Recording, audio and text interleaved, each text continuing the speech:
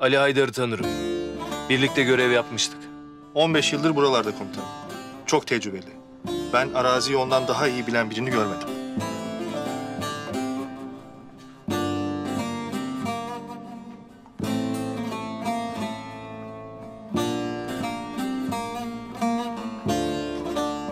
Burnu aç kurt gibi koku alır bunu. Sağlam adamdır. Yazalım bunu.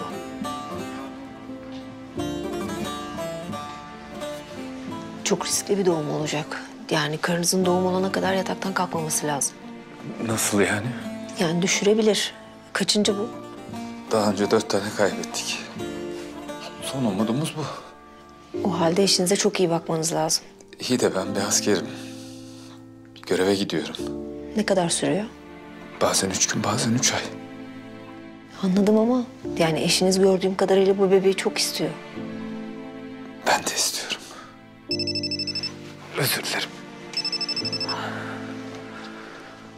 Alo. Ali Haydar. Vatan senden acil hizmet bekler. Nereye geliyorum komutanım?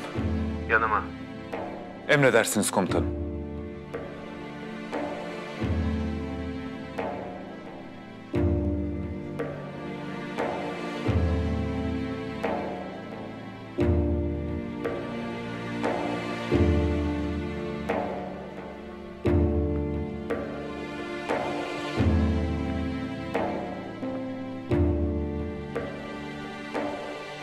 Gidiyor musun yine?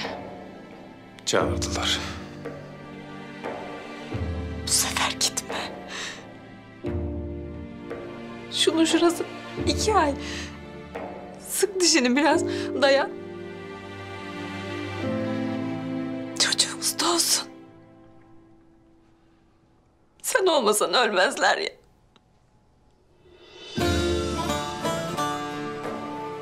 Onlar orada ölmezler ama... gitmezsem aldığım her nefeste ben ölürüm.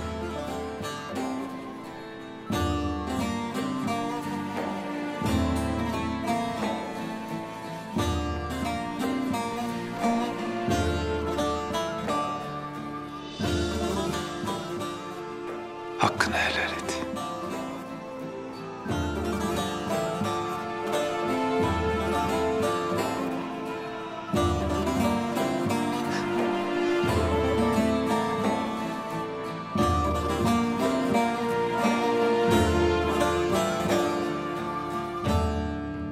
Eyvah. Ne oldu? Mücahit delisi burada da karşıma çıktı komutanım. Bu adam tam bir deli komutanım. Neymiş derdi? Özel kuvvetlerde böyle bir tipi tarih yazmamıştır. Bunun babası polis. 2009'da teröristlerle girdiği çatışmada şehit olmuş. Dedesi de Kıbrıs harekatında şehit olmuş. Dedesinin dedesi de Çanakkale'de şehit olmuş. Tam şehit oğlu şehit yani. Allah'ım ne olur bu sefer şehit olmayı nasip et. Ne olur. Birinin önden girmesi gerek. Kim giriyor? Siz bu soruyu sormadınız, ben de duymadım.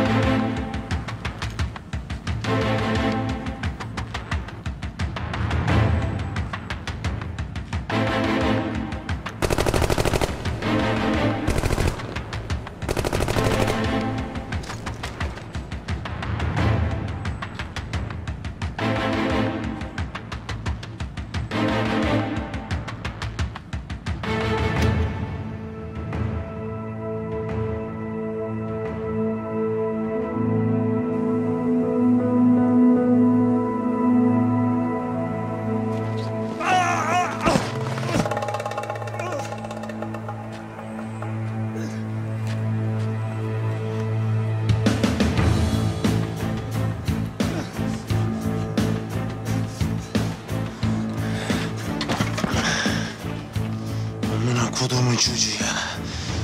Gel lan buraya. Lan Moğoleni. Siz bakım yapmıyor musunuz lan bu silahlarınıza? Ha? Silah bu silah. Bakacağım buna her gün. Temizleyeceksin. Yağlayacaksın. Seveceksin. Okşayacaksın.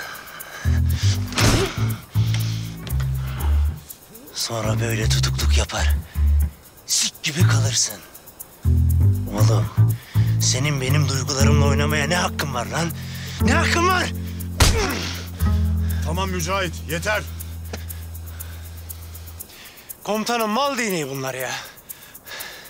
Böyle düşman oldukça bırak şehit olmayı. Anca emekli oluruz. Birinin bu askere şehit olmakla intihar etmek arasındaki farkı öğretmesi lazım. Vallahi başımıza bela olur ama 10 numara askerdir komutanım. Yazalım derim. İyi, kefili sensin. İlk hatasında yakarım seni. Tamamdır komutanım.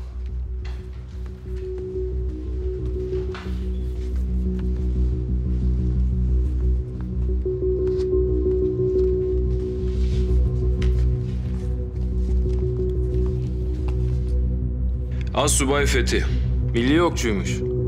Kolejde okumuş, varlıklı bir ailenin tek oğlu. Hayatı bir şeylere nişan alarak geçmiş. Böyle bir aile niye oğlunu asker yapsın ki? Aile değil. Zaten kendisi istemiş. Vurabilecek misin? Iskalarsan işin biter, evine gidersin. Iskalamam komutanım.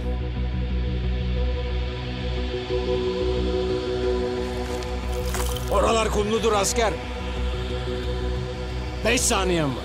5, 4, 3 el ateş edeceksin. 3.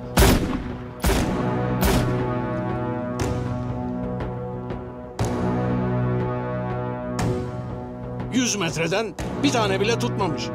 Değil mi? 100 metre mi?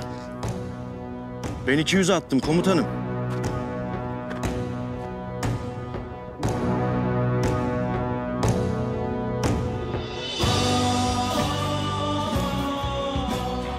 Fethi de bizimle.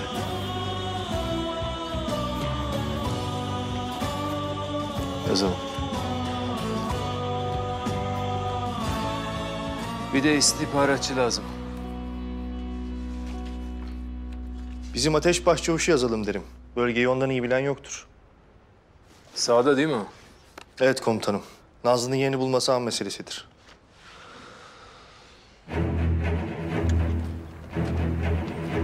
Girmediği delik yok. Arapçası da Kürtçesi de çok iyi. İkisinde lehçeleriyle konuşuyor.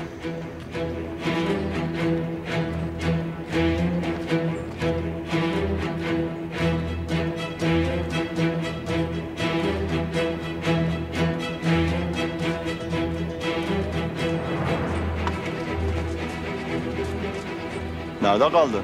Yolu uzatmak zorunda kaldım. Düşman vardı. Malzemeleri getirdin? Getirdim. Hepsi burada.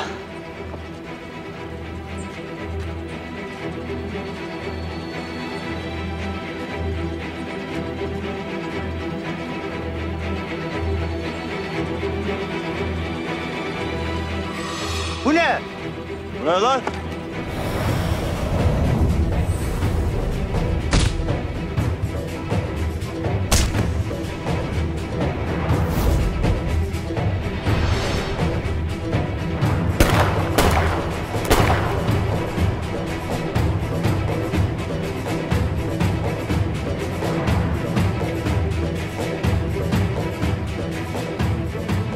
Seninle daha işimiz bitmedi.